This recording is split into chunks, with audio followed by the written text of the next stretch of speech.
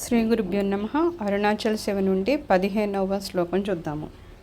కన్నుకు కన్నయ్యి కనులేక కను నిన్ను కనువారెవరు కనుమరుణాచల. ఇప్పుడు మనకి కళ్ళతో ఏం చూస్తున్నాం, మనము లౌకికంగా కనిపించేవి చూస్తున్నాము. కానీ స్వామి ఎక్కడున్నారు? మనలోనే ఉన్నారు. కానీ మనం చూడగలుగుతున్నామా? చూడలేకపోతున్నాము. ఏమని చెప్తున్నారు? కంటితో లోకమంతా చూసినా కన్ను తన్ని తాను చూడలేకపోతుంది కదా. కన్ను ఏదన్నా చూడలేదంటే కన్నుని చూసుకోలేదు అంతవరకునే. అలాగా ఇక్కడ ఏమవుతుంది, స్వామివారు అంతటా ఉన్నారు, కానీ నేను ఆ స్వామిని చూడలేకపోతున్నాను, నా ఆత్మగా ఉన్న స్వామిని. మరి ఎలా చూడగలుగుతాము అంటే మనలో కన్ను తెరుచుకున్నప్పుడు. ఏ కన్ను? ఆత్మజ్ఞానం అనే కన్ను తెరుచుకుంటుంది కదా. ఎప్పుడైతే మనం ఆత్మసాక్షాత్కారం అది పొందినప్పుడు ఆ జ్ఞానము వలన మనకి కన్ను తెరుచుకొని స్వామివారిని, మనలో ఉన్న ఆత్మస్వరూపంలో ఉన్న భగవంతుడిని చూడగలుగుతాం అన్నమాట. సో అలా చూడాలంటే మళ్ళా అది నాకు సాధ్యమా అంటే ఏమంటున్నారు? నాకెలా సాధ్యమయ్యా? అది కూడా నువ్వే చూపించాలి. ఎందుకంటే ఆత్మ ఎవరు? నువ్వే కదా. భగవంతుడే ఆత్మగా ఉన్నాడు, నాలో ఉన్నాడు. కానీ నాలో ఉన్న నిన్ను తెలుసుకోవాలంటే నువ్వే చూపించాలి. చాలా విచిత్రంగా ఉంది కదా. అలా చెప్తున్నారు అనమాట. మనం కనుక మనసు వేరే చోటు ఉంది, అప్పుడు కళ్ళతో ఎన్నో వస్తువులు చూసినా సరే పట్టించుకోము. అనేది బజార్లో వెళ్ళొచ్చాక మనకు అన్నీ గుర్తుంటాయా? ఏమేమి చూసావో చెప్పు అంటే ఏదో మనకు నచ్చింది 2-3 ఏమన్నా చెప్తామేమో. ఒక్కసారి అయితే మన ఫ్రెండ్స్ కూడా అంటారు, అక్కడ ఎదురుకుండా నేను నిన్ను ఇలాగ సైక్ చేస్తున్నాను, నువ్వు నా వైపు చూడలేదు, లేకపోతే చూసినా నన్ను పట్టించుకోలేదు అంటారు. ఎందుకంటే అక్కడ మనసు పెట్టలేదు. కళ్ళు చూసినా సరే మనసు కనుక కనెక్ట్ అవ్వకపోతే ఆ ఎదురుగుండా ఉన్నది మనకు కనిపించదు అనమాట. అలాగే ఇక్కడ ఏం జరిగింది అంటున్నారు, మనం ఎలా అయితే మనసు వేరే చోటు పెట్టి కళ్ళు తెరిచేసి చూసేస్తే ఏమీ కనబడవు, అలాగే కళ్ళు మూసుకొని మనం నిద్రపోతుంటే మళ్ళీ కళల్లో చూసేస్తాం. కళ్ళు మూసుకున్నాము కానీ అక్కడ చూస్తున్నాము అంటే కళ్ళకి సంబంధం లేదు, చూస్తున్నాం కదా కళల్లోనూ. అది మరి ఎలా జరుగుతుంది అంటే దాని మూల కారణం ఎవరు అంటే ఆత్మ అంటారు. ఎందుకంటే ఆత్మే కదా. కళల రూపాల్లో ఏమొస్తాయి? మనం రోజు చూసినవి కానీ పూర్వజన్మల్లో ఉన్న వాసనను బట్టి కానీ మనకు వచ్చే కళలు కొన్ని రకాల ఒక ప్రపంచంలాగా తయారవుతుంది, అది మనకి కనిపిస్తుంది. ఆ టైంలో కళ్ళు మనం మూసుకుని ఉన్నా సరే ప్రపంచాన్ని చూస్తున్నాము.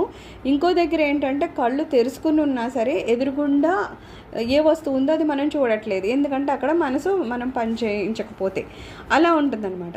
ఎప్పుడైతే మనము స్వామి మీద కనుక మనసు పెట్టాము, కళ్ళు మూసుకున్నాము, అప్పుడే కనబడతాయి అంటున్నారు. అలా ఉన్నప్పుడు ఏం చేస్తుంది?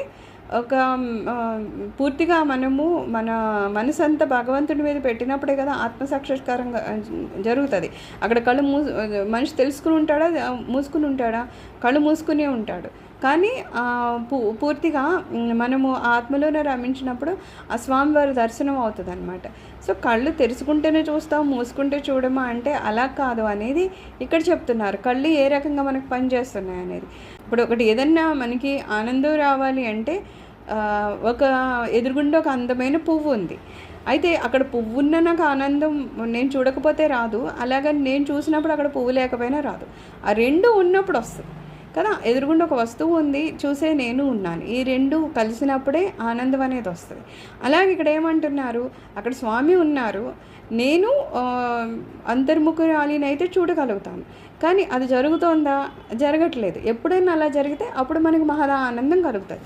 దానికి అలాగ చెయ్యి స్వామి అని చెప్పి మళ్ళీ మనం ఎవరిని కోరాలి? భగవంతుడిని కోరాలి.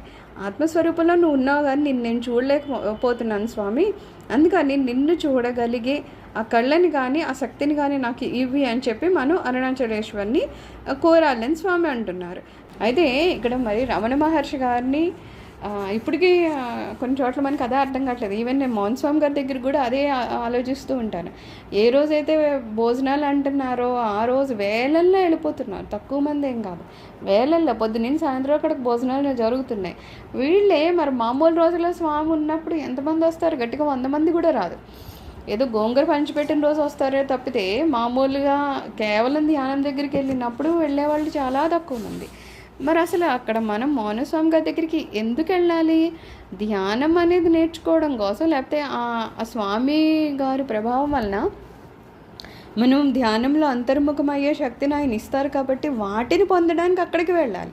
కానీ జనాలు దేనికోసం వెళ్తున్నారు? అక్కడ దొరికే భోజనం కోసం వెళ్తున్నారు. అది మాయ అంటే. ఇంకంతకన్నా ఏం లేదు. మాయ అంటే ఏంటంటే ఏది కావాలో అది వదిలేసి ఏది అవసరం లేదో దాని వెంట పడుతూ ఉంటాం అనమాట. ఇక్కడ రమణ భగవాన్ ఒక ఆయన అడుగుతూ ఉండేవాడంట, మాయ అంటే ఏంటి స్వామి, మాయ అంటే ఏంటి స్వామి అని. ఆయన ప్రతిదానికి ఏం ఆన్సర్ ఇవ్వరు. సరే అలా జరుగుతుంది. ఒకసారి అప్పట్లో రాష్ట్రపతి గారు రాజేంద్ర ప్రసాద్ గారట, ఆయన వచ్చారట స్వామి దగ్గరికి. వచ్చినప్పుడు ఎప్పుడూ లేనిది ఓ జనాలు వచ్చేసారట. ఆయన్ని ఇన్ని కూడా చూస్తున్నారు. ఈయన ఏం మాట్లాడలేదు. కాసేపు రామప్రసాద్ గారు కూర్చున్నారు. మళ్ళీ స్వామికి దండం పెట్టేసి ఆయన వెళ్ళిపోయారు. వెళ్ళిపోగానే ఎంతమంది జనం వచ్చారు, జనం అందరూ మళ్ళీ వెనకాతలు రాష్ట్రపతి గారు వెనకాతలు వెళ్ళిపోయారట. అసలు ఏం అవసరం రాష్ట్రపతి గారు వెనకాతలు వెళ్ళడానికి? మన దేశంలో ఒక్కటే ఈ మంత్రులు తిరుగుతున్నప్పుడు జనాలు అలాగ వెంటబడతారు. మంత్రులు ఏమిటి, సినీ యాక్టర్లు కూడా ఏంటో పిచ్చా. సినిమా స్టార్ట్ అయితే ఒకరు చనిపోయారు అంటే మన పిచ్చి అంటే మన మాయ ఇంకా ఎక్కువ ఉందేమో మనకి భారతదేశంలో. అదే ఫారెన్లో అయితే వాళ్ళు తిరిగేస్తారు, నార్మల్గానే తిరుగుతారు. ఓన్లీ మన భారతదేశంలోనే ఈ ప్రాబ్లం ఉంది. వాళ్ళు వస్తే పొలమని వెళ్ళిపోవడం. ఏముంది రాష్ట్రపతి గారిని చూడడానికి? పోనీ ఏదో అటు వెళ్ళే రూట్లో ఆయన ఉన్నారనుకో, ఒకసారి చూస్తాం ఎదురుగుండా వెళ్తున్నారని. పని కట్టుకుని తండోపతండాలుగా వెళ్ళిపోతున్నారంటే అదే విచిత్రమైన విషయం. పోనీ ఏదో దానికోసం అక్కడికి వెళ్ళినప్పుడు ఆయన వెళ్ళిపోయినప్పుడే వదిలేసి భగవాన్ దగ్గర ఉంటే కాస్త ఆ ప్రభావం మీద పడుతుంది కదా. అదేమి లేకుండా మళ్ళీ అందరూ వెళ్ళిపోయారట. వెళ్ళిపోయినప్పుడు రమణ భగవాన్ అన్నారట, నువ్వు మాయ అంటే ఏంటని అడుగుతున్నావు కదా, ఇదే మాయ అని. అంటే దేన్ని పట్టుకోవాలో అది వదిలేసి, దేన్ని అవసరం లేదో దాన్ని పట్టుకోవడం, దేన్ని చూడాలో దాన్ని వదిలేసి దేన్ని చూడాల్సిన అవసరం లేదో దాన్ని చూస్తూ కూర్చోవడం అనమాట. ఇవే మాయలు. అందులోంచి బయటకు వస్తేనే కదా మనం భగవంతుని పట్టుకోగలుగుతాం. సో మేము రాలేము స్వామి, నువ్వు మమ్మల్ని బయటికి తీసుకురండి అని చెప్పి రమణ భగవాను మన అరుణాచలేశ్వరిని అడుగుతున్నారట. సర్వం శ్రీ గురుచరణారవిందార్పణమస్తు. లోక సమస్త సుఖినో భవంతు. ఓం శాంతి శాంతి శాంతి.